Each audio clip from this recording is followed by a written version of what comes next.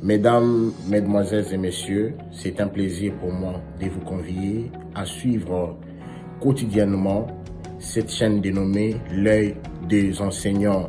C'est une chaîne qui valorise l'enseignement dans notre pays, la République démocratique du Congo. Quand on parle de l'enseignement, on voit directement l'enseignant ainsi que l'apprenant qui est l'élève et l'étudiant. Alors n'hésitez pas à vous abonner parce que c'est un cadre qui nous permettra à s'exprimer librement tout en dénonçant ce qui se passe dans notre pays sur le plan éducatif. Abonnez-vous massivement, likez, partagez avec vos proches afin que tous nous puissions parler le même langage et tous nous puissions développer notre pays sur le plan éducatif. Que Dieu bénisse la République démocratique du Congo. Merci de votre fidélité, madame et monsieur, bonsoir et bienvenue dans cette grande édition du journal qui aura comme invité du journal monsieur Faustin Kwakwa, qui se trouve être secrétaire général adjoint des l'ECD Parti cher à Martin Fayoulou. Madame et messieurs, une fois de plus, bonsoir. Ce n'est plus un rêve, le pape François est arrivé à Kinshasa sous les coups des 15 heures locales à l'aéroport international d'Ndjili. Il a été accueilli par des évêques, quelques diplomates et officiels congolais le long du boulevard Lumumba où son cortège est passé. Plusieurs milliers de chrétiens et congolais étaient venus l'accueillir. Retour en image justement de ces grands événements. Le pape François est arrivé finalement à Kinshasa, en République démocratique du Congo, ce 31 janvier 2023. L'Airbus A350 d'Ita Airways a atterri à Ndjili à 14h30 heure locale, après près de 6h50 de vol. Le souverain pontife a été accueilli au pied de l'avion par le premier ministre congolais Jean-Michel Samalukonde et Monseigneur Hétéro Balestrero, nonce apostolique. Sur le parcours du cortège papal, les Congolais s'étaient amassés en grand nombre pour accueillir les vicaires du Christ. La joie était patente à la découverte d'une telle personnalité qui apporte un message de réconciliation et de paix aux Congolais. La Papa Mobile s'est dirigée vers le palais de la nation où les chefs de l'État congolais, Félix-Antoine Tshisekedi Tshilombo et le pape François vont prononcer chacun un discours. Il faut noter qu'avant l'arrivée de sa sainteté, le pape, plusieurs fidèles l'attendaient avec la gaieté du cœur depuis 10 heures. Je vous propose dans cet élément l'ambiance qui a régné justement au niveau de la paroisse Saint-Raphaël de Limete, mais également à la 13e rue Limete. Suivez.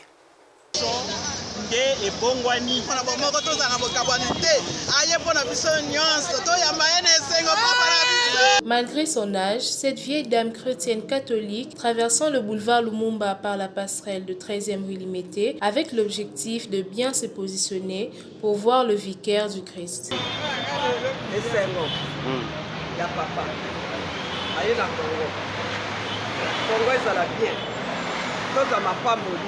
À bord du bus, ce jeune catholique se dirigeant à cœur joie vers l'aéroport pour accueillir le Saint-Père. Cet homme, se couvrant d'habits desserrés aux couleurs de la visite du pape, fait part de son état d'âme. Christ, qui est le vicaire du Christ, qui veut sauver le Congo. Et nous attendons aussi une grande bénédiction pour nous les jeunes qui veulent être aussi demain avoir la vocation d'être prêtres, d'être diacres, d'être dirigeants de ce pays. Et nous attendons cette grande bénédiction-là.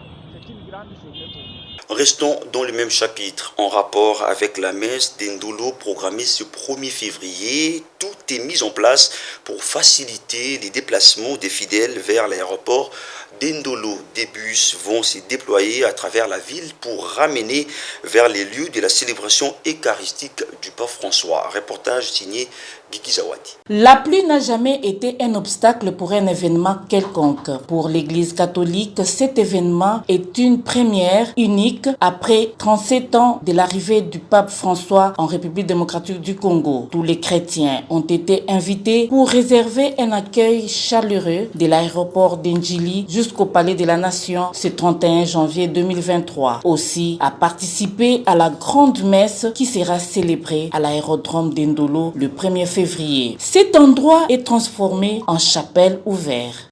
Il a dit clairement, en parlant de la République démocratique du Congo, que ce pays a beaucoup souffert. Et il veut que le monde entier fasse maintenant, attire son attention sur cette souffrance du peuple du Congo. Donc je ne pense pas que ce soit simplement organiser une espèce de carnaval au Congo pour que cela soit entendu. Déjà, les messages qu'il envoie quand il annonce son voyage au Congo en dit déjà plus. Et les rencontres qu'il va faire ici, regardez dans les différentes rencontres, les personnes ou les groupes choisis, c'est déjà des messages forts qu'il peut envoyer. Pour souhaiter la bienvenue au Saint-Père en République démocratique du Congo, toutes les dispositions ont été mises en place. Le ministre des Communications et Médias explique. Le pape est une autorité ecclésiastique, c'est aussi une autorité politique. Le pape vient en République démocratique du Congo à l'invitation du président de la République. Il a rencontré 2 fois déjà à Vatican. Et je voudrais qu'on revienne sur la visite que le président de la République a effectuée le samedi dernier sur les différents sites pour vous montrer que pour la République démocratique du Congo, cette visite doit être un moment historique parce que ce n'est pas seulement le pape qui vient, mais c'est aussi un moment où on va célébrer la réconciliation en accord avec la technique. On va suivre l'élément de la visite du président. Pour espérer une grande participation de la CRNTT à la célébration eucharistique de sa sainteté le pape François, l'organisation a disposé de bus qui vont ramener de tous les coins de la capitale Kinshasa, le chrétien et tout autre vers l'aérodrome d'Ndolo. Parlons politique à présent. Aucune génération de mes compatriotes ne cédera même pas 1 cm² du territoire national à quiconque pour y établir une colonie de peuplement ou d'exploitation. Telle est la déclaration du président de la République, Félix Antoine Tshisekedi Tshilombo. Félix Tshisekedi Tshilombo, justement, a fait cette déclaration au cours de la cérémonie d'échange de vœux avec les chefs des corps de la République démocratique du Congo et les représentants du corps diplomatique accrédité en RDC. Suivez.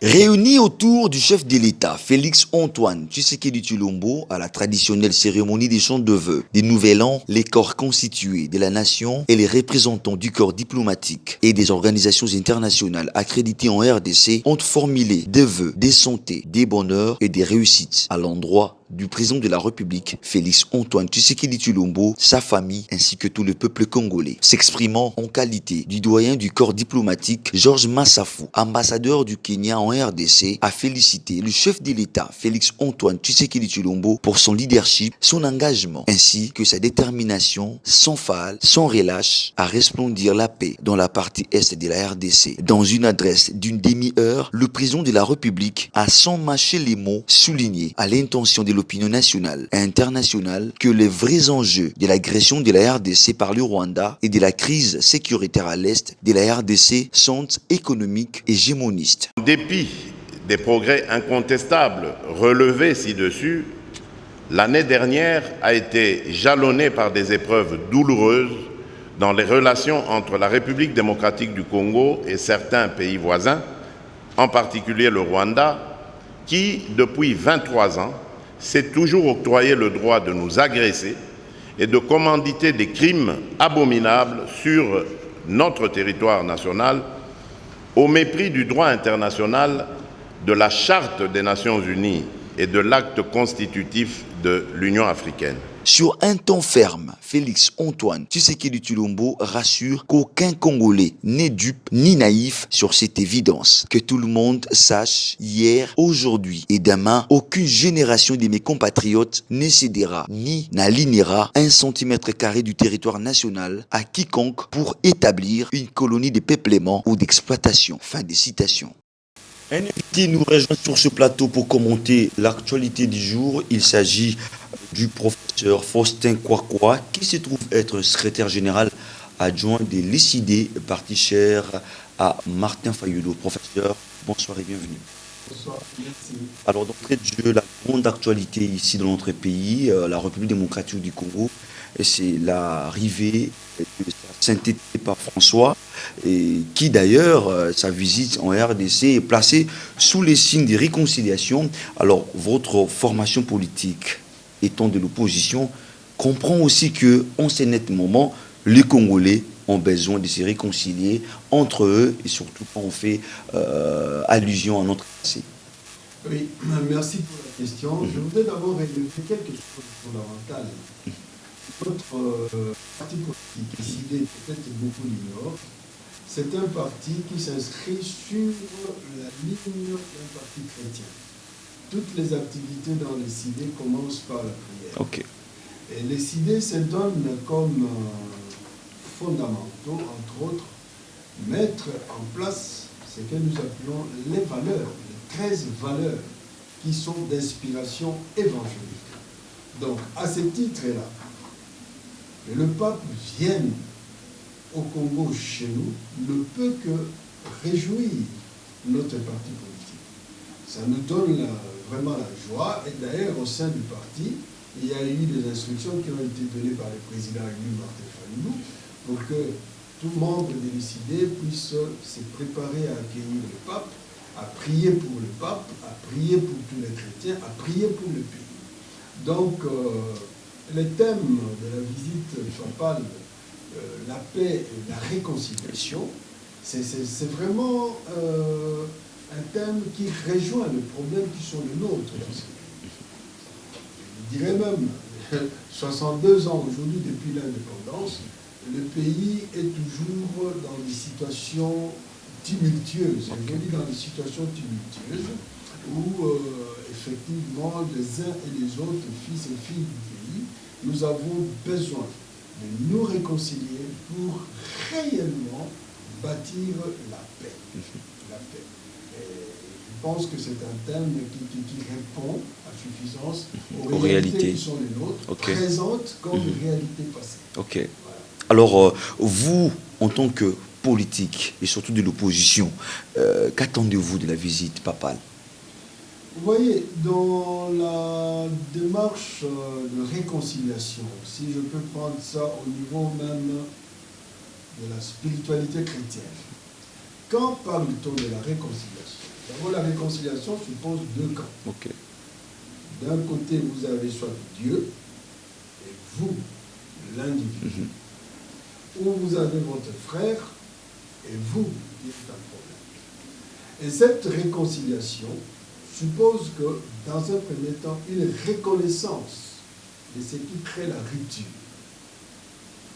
La reconnaissance de ce qui crée la rupture, et puis les aveux, la promesse de réparation, l'engagement à réparer.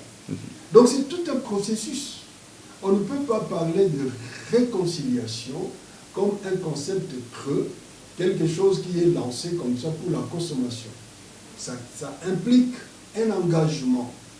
C'est comme ça quand je vais au sacrement que nous appelons à juste titre dans l'Église, sacrement de réconciliation, je commence par un examen de conscience pour dire en quoi j'ai fauté vis-à-vis de Dieu, vis-à-vis du prochain.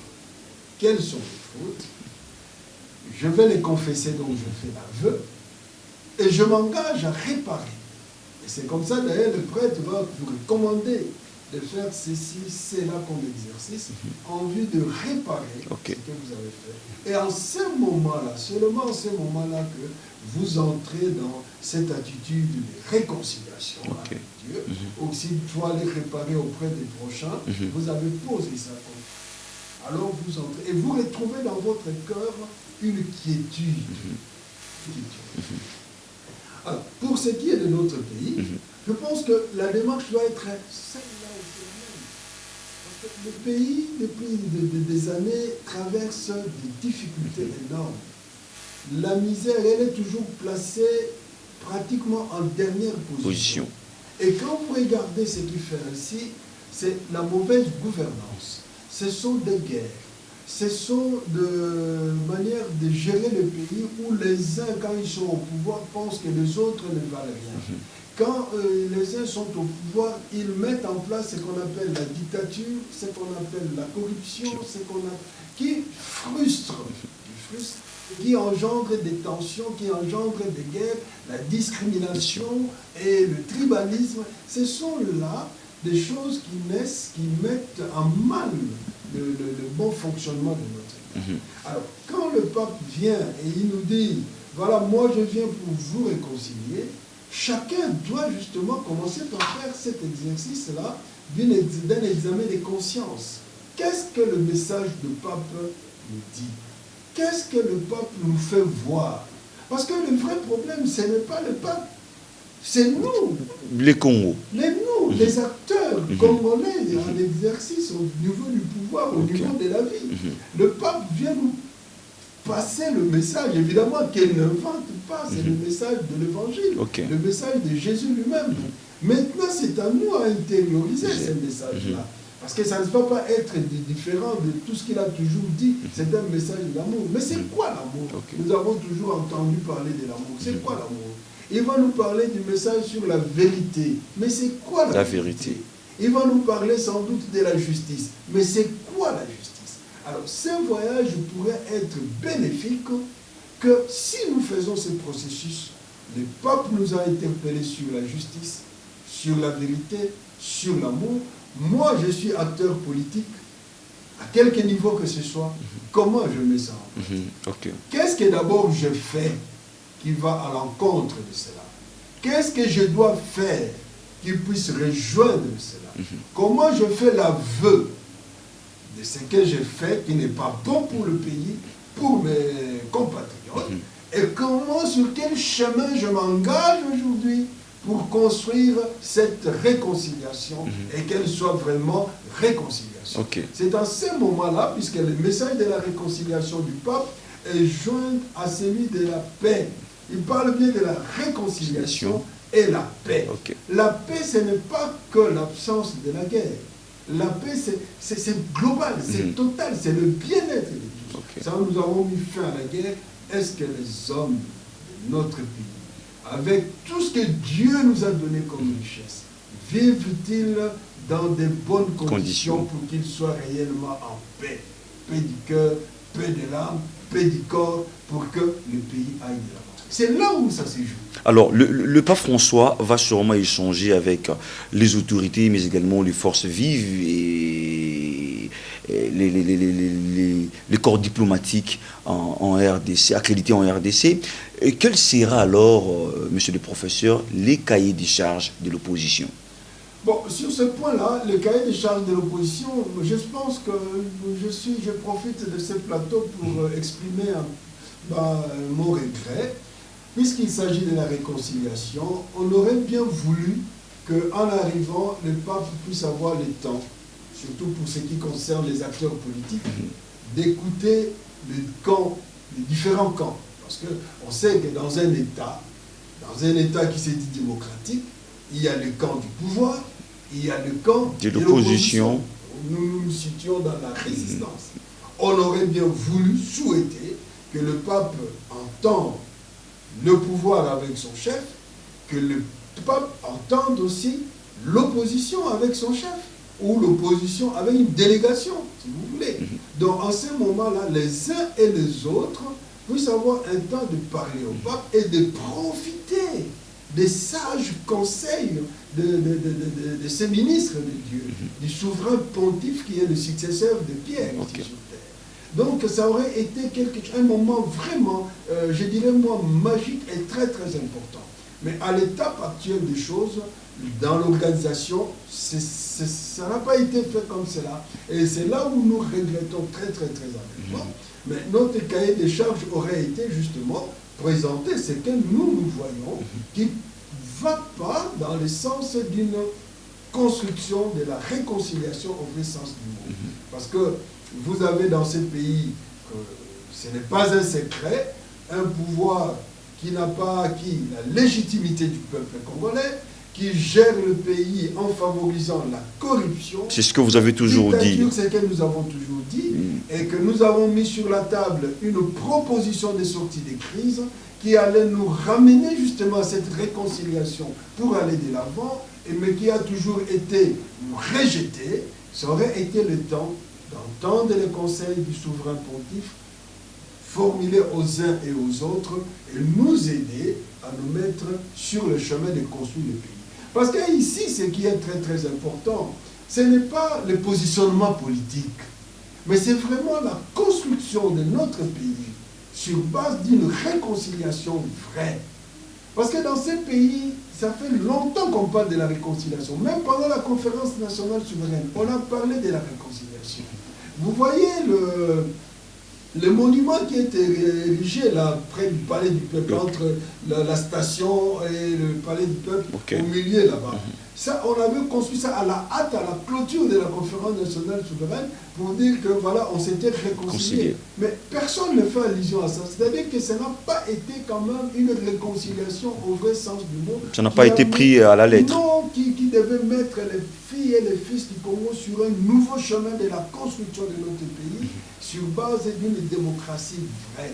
Aujourd'hui, nous sommes encore en fait de cette vraie démocratie qui doit nous amener à construire ce pays sur des valeurs démocratiques et évangéliques. Et c'est ça qui nous manque. Et nous devons, en accueillant le peuple chez nous, nous poser cette question. Comment nous nous inscrivons sur ce chemin? Sinon, l'avant-pape et l'après-pape sera la même chose. Parce qu'on doit se poser la question. Aujourd'hui, le pape vient, nous sommes là, on engage de montants pour pouvoir accueillir le pape. Et demain, le pape va quitter vendredi pour prendre son avion et partir au Soudan. Qu'est-ce que sera le Congo? Qu'allons-nous tirer de manière essentielle, réelle et vraie de cette venue du pape? La guerre va-t-elle s'achever? La gestion chaotique des élections va-t-elle s'améliorer? La volonté de tricher aux élections va-t-elle partir? Ou nous allons nous dire non, nous avons fait un faux pas, le pape nous a aidés maintenant, entrons sur le chemin qui est le bien, le bon pour construire la nation. Alors, professeur Faustin Kwakwa, on arrive sûrement à la fin de cet entretien. La toute dernière question, c'est de savoir la visite du pape François en République démocratique du Congo est jusque-là le seul grand événement que le gouvernement de la République a sorti l'argent et on n'entend pas parler de détournement jusqu'à preuve du contraire. On craint Dieu ou justement c'est la lutte contre la corruption ou l'état des droits qui prône. Bon, écoutez, sur cette matière, moi j'aimerais tout simplement dire ceci. Attendons voir. Attendons voir. C'est-à-dire que souvent, quand il y a des détournements, c'est à la fin des activités qu'on entend qu'il y a eu tel montant débloqué. Parce que pour dire d'abord qu'il n'y a pas de détournement, il faut qu'on nous dise combien on a débloqué. Et qu'est-ce qu'on a fait, qu'il y ait un audit là-dessus. En ce moment-là, on dira que non, il n'y a pas eu de détournement. Mais au niveau où nous sommes, je m'abstiens de pouvoir émettre un jugement, mais ça ne m'étonnerait pas. À la manière dont les choses se font dans un système corrompu à outrance, ça m'étonnerait qu'il n'y en ait pas. Ça m'étonnerait qu'il n'y en ait pas. Donc, je vous invite tout simplement à patienter et on entendra. Professeur Faustin Kwakwa, je rappelle que vous êtes secrétaire général adjoint de l'ECID, parti cher à Martin Fayoulou. Merci d'avoir répondu à notre invitation, mais également à nos préoccupations. C'est moi qui vous remercie. Par ici s'achève cette grande édition du journal réalisé par l'ensemble de la rédaction. Madame et Messieurs, merci à vous de l'avoir suivi. Mesdames, Mesdemoiselles et Messieurs, c'est un plaisir pour moi de vous convier à suivre quotidiennement cette chaîne dénommée L'œil des enseignants. C'est une chaîne qui valorise l'enseignement dans notre pays, la République démocratique du Congo. Quand on parle de l'enseignement, on voit directement l'enseignant ainsi que l'apprenant qui est l'élève et l'étudiant. Alors n'hésitez pas à vous abonner parce que c'est un cadre qui nous permettra à s'exprimer librement tout en dénonçant ce qui se passe dans notre pays sur le plan éducatif. Abonnez-vous massivement, likez, partagez avec vos proches afin que tous nous puissions parler le même langage et tous nous puissions développer notre pays sur le plan éducatif. Que Dieu bénisse la République démocratique du